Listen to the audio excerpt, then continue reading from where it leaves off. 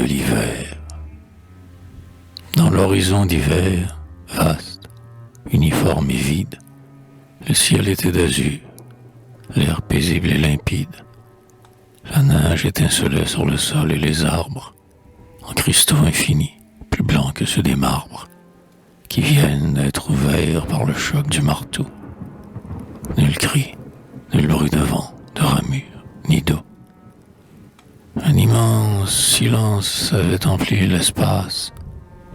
Tout était suspendu.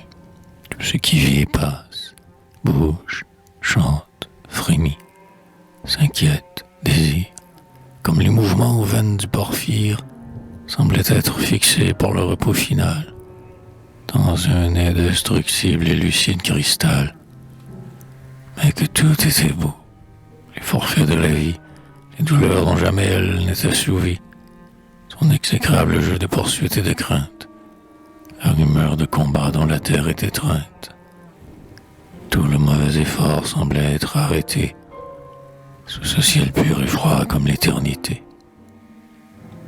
Dans ce puissant sommeil de neige et de givre, mon cœur, lourd de chagrin, était surpris de vivre.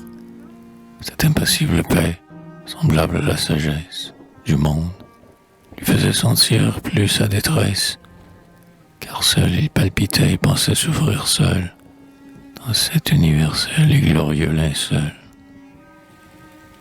Et mon cœur, en songeant que crime et que souffrance sont les couleurs du fleuve obscur de l'existence, se dit: la blanche mort, seule et pure et sereine, sera-t-elle jamais la pitoyable reine d'un univers soustrait aux jours et aux instants, quand se terminera l'angoisse des printemps?